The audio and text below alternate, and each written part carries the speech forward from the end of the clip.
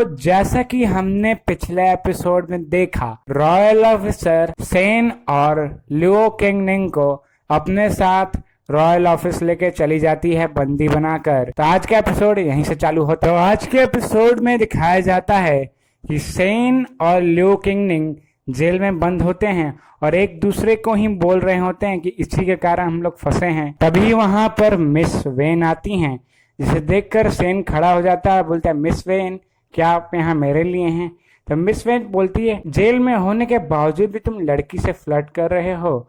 तो बोलता है ऐसा कुछ नहीं है। तो बोलती बताओ कैसा लगा तुम्हें फ्लावर बोट जाना? तो बोलता है मैं तो वहां बस ठीक करने गया था सामान। फिर मिस वेन बोलती है चिंता मत करो, मैं तुम्हें यहाँ से बाहर निकाल लूंगी, पर इस महीने की सैलरी तुम भूल ही जाना। तो सेन बोलता है तो मुझे यहीं रहने दीजिए। तो मिस वेन बोलती अच्छा ठीक है, पर एक दिन अगर तुम नहीं आओगे तुम्हें 10 दिन की सैलरी कटेगी। तो वो बोलता है सेन नहीं नहीं, मैं तो मजाक कर रहा था, मुझे बाहर निकाल दीजिए। तभी वहां पर वो ऑफिसर आ जाता है जो उनका ध्यान रखने के लिए यहाँ रखा गया था। वो मिस वेन को अपने साथ लेके जाता है, पर मिस वेन जाने से पहले एक बार मिस लियो किंगनिंग को देखती है, फिर सेन को, फिर ऑफिसर को पैसे निकाल के देती है और बोलती है देखो इनका खाने का अच्छे से ख्याल रखना। फिर वो वहां से चली जाती है और यहाँ सेन सोच रहा होता है कि शायद इस बार कोई बड़ी मछली मेरे हाथ फंसे। और यहाँ से हमें उस फीमेल ऑफिसर को दिखाया जाता है जो कुछ पढ़ रही होती है। तो उसके सामने एक आदमी रिपोर्ट लेके आता है। वो पूछती बताओ क्या है?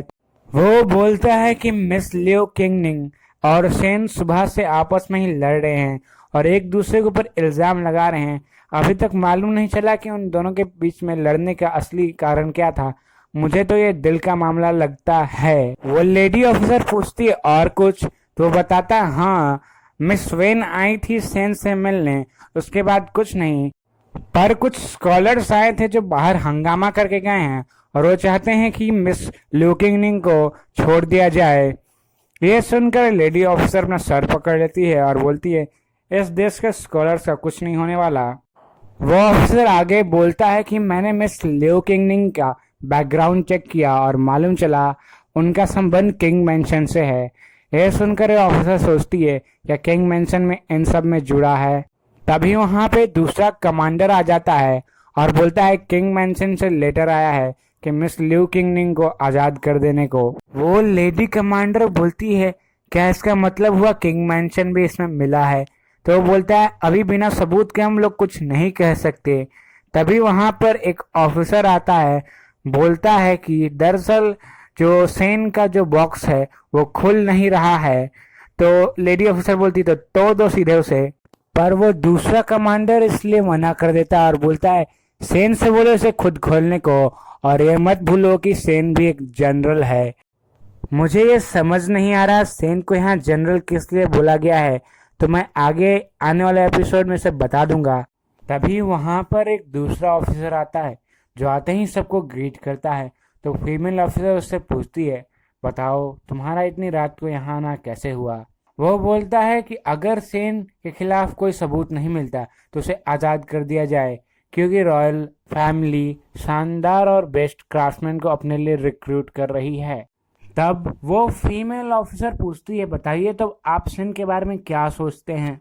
वो ऑफिसर बोलता है कि सेन एक अच्छा और ईमानदार लड़का है। वो कई बार लोगों की मुफ्त में भी मदद कर देता है बिना पैसा लिए। वो फीमेल ऑफिसर बोलती है कोई नहीं, कल तक सेन को रिहा कर दिया जाएगा।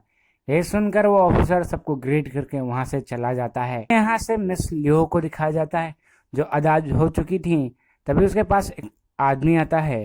लियो किंगनिंग बोलती है मिस्टर फेंग आप यहाँ आ गए, आपको पता है ना मेरे ऊपर रॉयल गार्ड्स द्वारा नजर रखा जा रहा है। वो बोलता है वो रॉयल गार्ड्स मेरे लिए कुछ नहीं है, मैं यहाँ सिर्फ ये पूछने आया हूँ कि वो 20 तलिस्मान कहाँ है। वो बोलती है वो 20 तलिस्मान शायद से उस क्राफ्टमैन के पास होगा, यानी कि इसे भी खुद भी कंफर्म नहीं कि सेन के पास 20 तलिस्मान है या नहीं। वो बोलता है क्या तुम सेन की बात कर रही हो? लियो किंगनिंग बोलती है हाँ। बोलता है अभी वो कहाँ पर है? तो बोलती है अभी वो रॉयल ऑफिस में है, जेल में।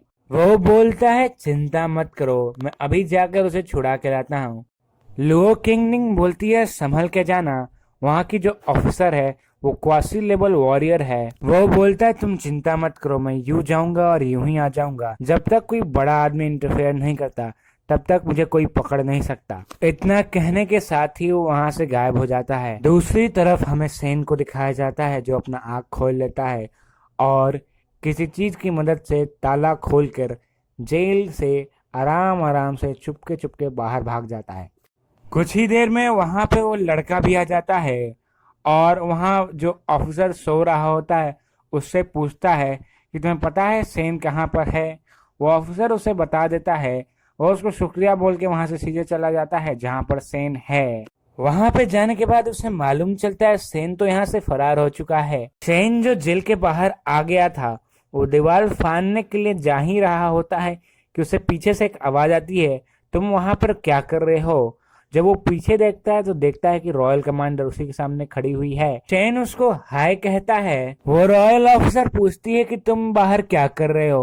वो बोलता है मैं आसमान देखने के लिए आया था, मैं वापस अभी अंदर जाता हूँ। बोलता है रुको, पहले इसे खोल के अंदर जाना। यह कहकर वो सेन के सामने सेन का बॉक्स पटक देती है। तब सेन उसे खोलने लगता है। वो भी बॉक्स खोल ही रहा होता है कि वहां पर वो लड़का आ जाता है। पूछता है क्या तुम ही शेन हो। शेन हाँ में जवाब देता है। तो वो बोलता है चलो मैं तुम्हें यहाँ से छुड़ाने के लेके आया हूँ। वो ऑफिसर बोलती है लगता है तुम्हारा साथी है। शेन बोलता है मैं इस आदमी से पहली बार मिल रहा हूँ। वो लड़का उसको भी ग्रीट करता है। तो फीमेल ऑफिसर बोलती है हुआंग फेंग। तो बोलता है अच्छा तुम मुझे जानती ही हो तो इसे शेन को आज़ाद कर दो। पर वो उससे मना कर देती है और लड़ने के लिए तैयार हो जाती है। तो वो भी बोलता है चलो तब लड़ लेते हैं और अपना फैन घुमाता है और 2 पंखे फेंकता है। पर एक फीमेल ऑफिसर बड़े आसानी से उससे बच जाती है। तब वो फीमेल ऑफिसर उसे हमला करने की कोशिश करती है पर उससे बच जाता है और खूब सारे फैन से हमला करता है। पर फीमेल ऑफिसर उन सबसे बच जाती है और जाके बिल्डिंग पर खड़ी हो जाती है। ये देख के वो भी कुछ एकदम पीछे ले लेता है। तभी वहां पे खूब सारे सिपाही आते हैं। तब रॉयल ऑफिसर उसे बोलती है हमला करने को। सभी सिपाही आके उस लड़के को घेर लेते हैं पर वो लड़का हंसता है और एक पिंक स्मोक फेंक देता है जिसके कारण सभी सिपाही वहां बेहोश होकर पड़ जाते जमीन पे। ये देख के फीमेल ऑफिसर खुद हमला करने आती है और इस बार उस लड़के को हमले से बचने में बड़ी मुश्किल हो रही थी। और एक टाइम ऐसा आता है कि उसे एक ऐसी आदत पड़ती है तो जाके दीवार में टकराता है और फीमेल ऑफिसर उसे गर्दन पे तलवार रख देती है अपनी। पर वो एक ग्रीन स्मोक का इस्तेमाल करके बच जाता है और उस पर हमला कर देता है। पर फीमेल ऑफिसर से आसानी से बच जाती है फिर से। तो वो फिर अपने तीर से हमले की कोशिश करता है पर उससे भी वो बच जाती है और उस पर हमला करने लगती है। जब देखता है कि वो ऐसे नहीं जीतने वाला तो 2 हमला करता है जिससे आसमान से 2 लकड़ी के बॉक्स गिरते हैं। शेन उसे बचा लेता है सावधान करके और बोलता है चलो इनसे बच के दिखाओ। और दरअसल से वो लकड़ी के बॉक्स कुछ और नहीं पपेट होते हैं। एक हॉर्स रहता है और दूसरा रहता है ऑक्स। वो फिर उसे हमला करने के लिए बोल देता है और यहाँ ऑफिसर खुद लड़ने के लिए आगे आ जाती हैं। और ऑफिसर बढ़िया से मुकाबला कर रही थी पर एक घोड़ा और एक काऊ मिलके उसकी बैंड बजा देते हैं। उससे ऑफिसर को भी लड़ने में तकलीफ होती है। जब वो अभी हॉर्स पपेट से लड़ ही रही थी और उसके पीछे ढकेलती है तब तक उस पर ऑक्स पपेट खूब सारे तीरों से हमला कर देता है जिससे वो बाल बाल बचती है और वो डिसएडवांटेज में थी। ये देखकर वो लड़का जाता है सेन के पास और बोलता है एक बार मैं इनसे निपट लूँ फिर मैं तुम्हें देखता हूँ। ये से देखकर सेन को घबरा जाता है और सोचता है कि ऑफिसर की मदद की जाए। और वो ऑफिसर को बताता है कि ऑफिसर अगर आप उस जगह पे हमला करोगी तो हॉर्स और वो जो पपेट है वो खत्म हो जाएंगे। और ऑफिसर बिल्कुल सेन की बात मानती है और हमला करती है और मालूम चलता है कि वो बुल पपेट वहीं पे ढेर हो जाता है। अपने पपेट के ढेर देते हुए देखते हुए वो लड़का निकालता है एक तीर और ऑफिसर पे चलाने वाला होता है। पर ये बात सेन देख लेता है और सेन ऑफिसर की मदद करता है और उसके हाथ से तीर गिरा देता है। जब सेन उसके हाथ से तीर गिरा देता है तो वो खांसने लगता है और बड़े गुस्से से सेन को देखता है और सेन और वो आपस में बहस करने लगते हैं। तब तक ऑफिसर ने उसके दूसरे पपेट को भी ढेर कर दिया था और वो उसके तरफ मुड़ती है उसे हमला करने के लिए। जब वो देखता है कि वो फंस चुका है चारों ओर से तो अपने विंड एनर्जी का इस्तेमाल करते हुए एक बवंडर लाता है और वहां से गायब हो जाता है। वो ऑफिसर उसका पीछा करना चाहती थी पर वो रुक जाती है और सेन को देखती है जो पीछे उन टूटे हुई लकड़ियों को देख रहा था। वो सेन के पास जाती है और उसे एक लात घिंच के मारती है और बोलती है तुम एक कैदी हो, तुम्हें पता है ना।